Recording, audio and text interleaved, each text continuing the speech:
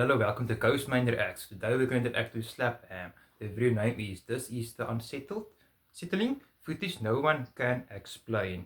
And also please make sure to subscribe to Slap Ham and also subscribe to me. Hope you guys enjoy this reaction. How you doing? I'm Callan and this is Slapped Ham. Boy, we've got an action-packed episode for you today. These are the scariest video clips going around the internet right now. Ooh. So hit that subscribe button and get ready for more spooky content. Grab guys popcorn and your pillow if you're afraid. And also don't mind the sweat. It's a little bit warm where I live. Here's a quick and eerie snippet from YouTuber Hype Mike. While camping deep in the wilderness, he was jolted awake by something strange outside his tent. All the time, as well as screaming. Damn. At first it's just faint noises, but then it sounds like something is running straight at him. Footsteps. You can clearly hear footsteps pounding the ground, mixed with low moans and unsettling grunts, circling the tent in the darkness.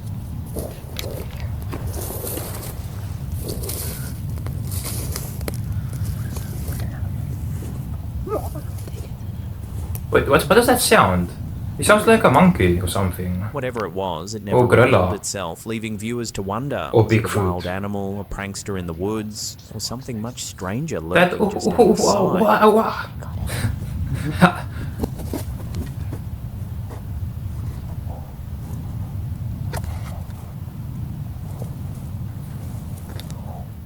That's very strange.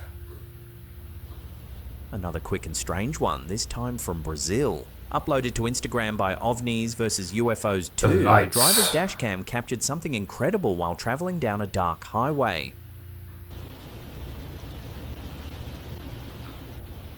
Damn! Fuck! What's that? He said like an alien or something. 4 luminous spheres appear in the sky, gliding silently over. I thought first he's a truck or something.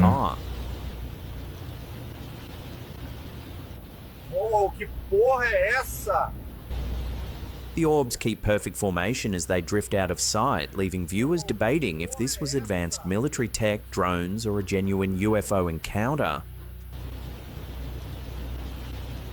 So what do you think? A coordinated man-made display or something otherworldly lighting up the skies of Brazil? Interesting. Damn.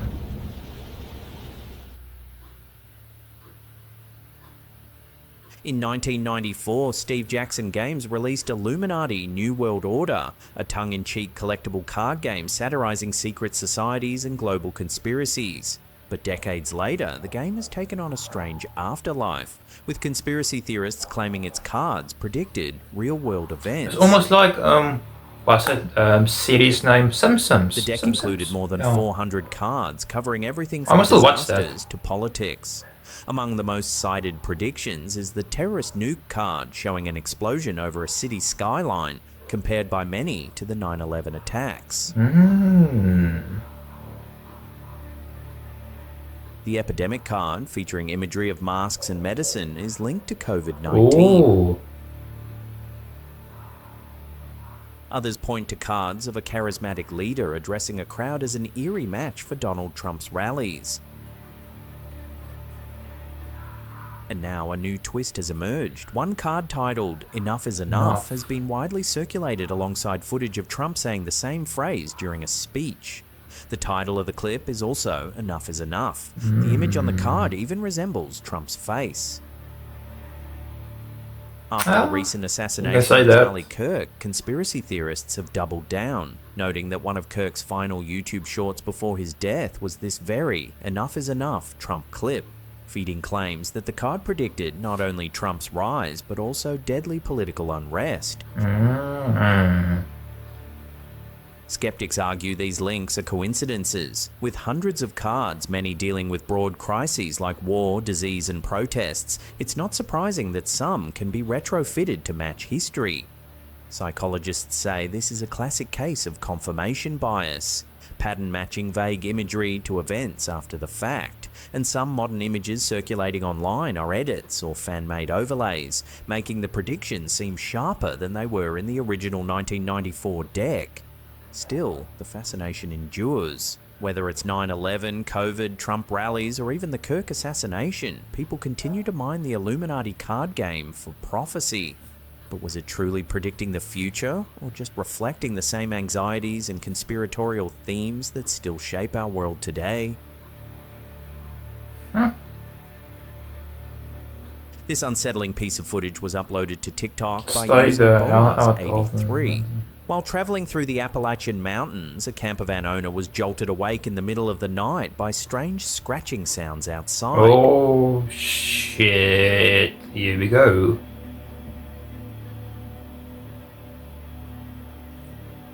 What the fuck? For a brief moment, That's eyes pierced through the darkness. Tiger? Tiger? No, a panther? Looks cute. Oh, on the pet him.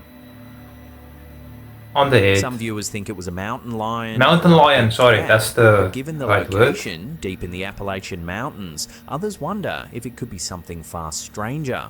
The Appalachians are rich with supernatural lore. Tales of the Mothman, a winged, red-eyed creature said to be an that's the omen of Mothman, disaster, looks like that. circulated I since thought the it's like a moth. 1960s.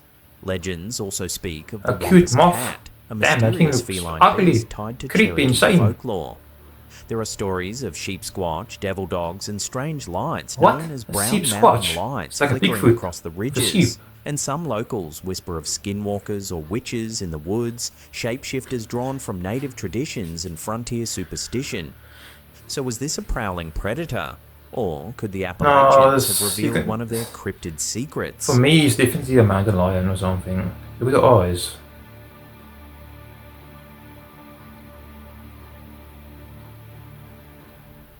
In 1882, Captain Morton and his family moved into a quiet Cheltenham home, only to find themselves at the centre of one of England's most documented hauntings. Oh? The chief witness was their 19-year-old daughter, Rosa C. Morton, scientifically trained, later a physician, who would go on to record dozens of encounters. The apparition was described as a tall woman in black, dressed in widow's weeds, often weeping into a handkerchief. She appeared at the head of the stairs in the drawing room or by the garden door, only to vanish. Solid enough to be mistaken for a living person, she gave an overwhelming impression of grief. Attempts to touch her failed, she would slip away or pass straight through walls. And Rosa wasn't alone. More than 20 independent witnesses, family, servants, neighbors, even passing visitors, reported seeing the spectral Imagine lady there's 20 or ghosts in your hearing her house. presence. Just A haunting your child house. woman followed her Damn. across Look the at that. orchard until she simply melted into the air. Servants heard footsteps and turning door handles when no one was there. One maid was so terrified she suffered partial paralysis after an encounter. Dogs barked, growled, or cowered as though greeting, then fleeing from an unseen guest. The phenomena weren't just visual. Light, deliberate footsteps echoed through the halls. Bedroom doors rattled with knocks, dragging noises, and thuds. There were reports of a candle flame floating across a room without a candle to hold it. Oh, damn. Rosa even tried experiments, stretching strings across the staircase. Strings. The ghost passed straight through without disturbing them. Investigators with the Society for Psychical Research gathered signed statements and letters, strengthening the case.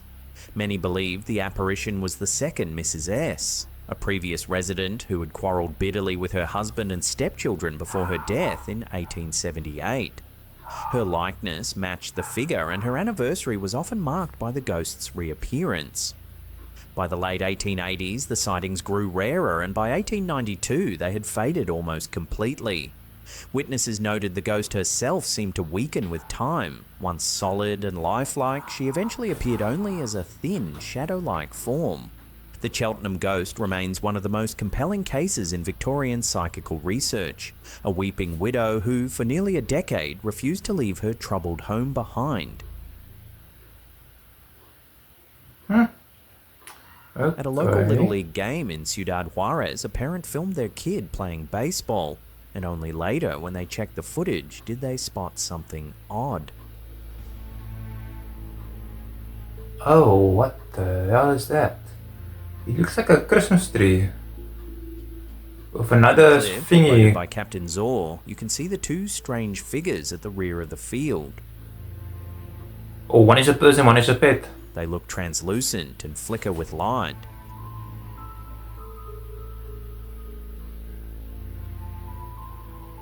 According to the uploader, the figures didn't appear to the naked eye. That's They very only showed up when the strange. video was replayed. There's always the phone or camera VOP capture calls like them ghosts. interdimensional beings.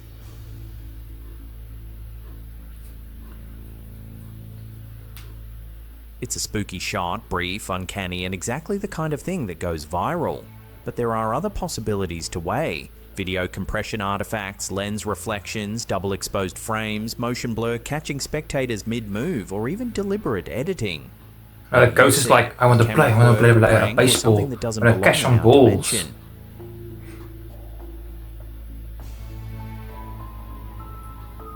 In my old I was a pro. Before we get to one of the UK's most baffling UFO mysteries, remember to hit that like button and share this around with your friends and family.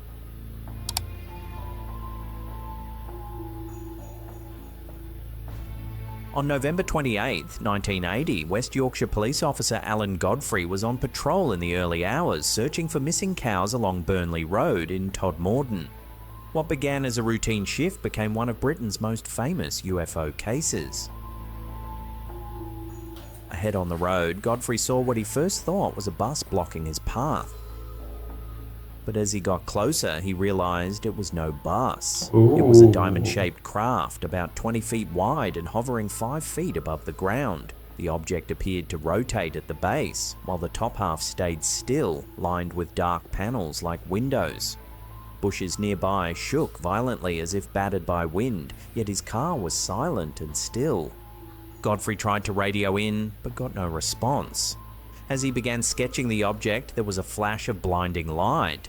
And then, suddenly, he found himself driving 40 yards further up the road. Disoriented, his patrol car's lights off.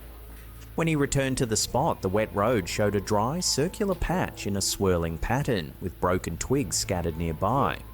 Though he thought only minutes had passed, back at the station nearly half an hour was gone. His boots were later found split at the soles as if he'd been dragged.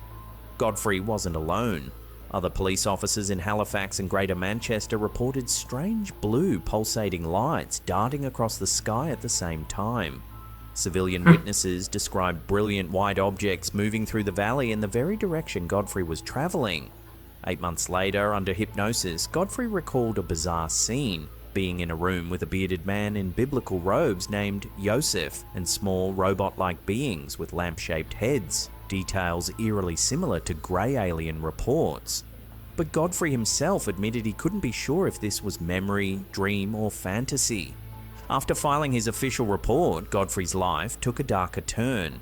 The Ministry of Defence denied ever receiving it despite multiple police submissions. Godfrey was hounded by harassment, placed under psychiatric evaluation, accused of fabricating stories, and It's like a even cover-up. barred from entering his own station without escort. He eventually retired in 1984. To this day, Alan Godfrey insists the UFO encounter was real. And with multiple witnesses, physical traces, and missing time, the Todmorden It would be case nice remains one of the most there's compelling footage of and it. controversial UFO mysteries in British history. They will also cover up the footage, so there wasn't that. Well, that's the end of the episode. There we go. Thanks for watching with me, and as always, see you guys in the next one.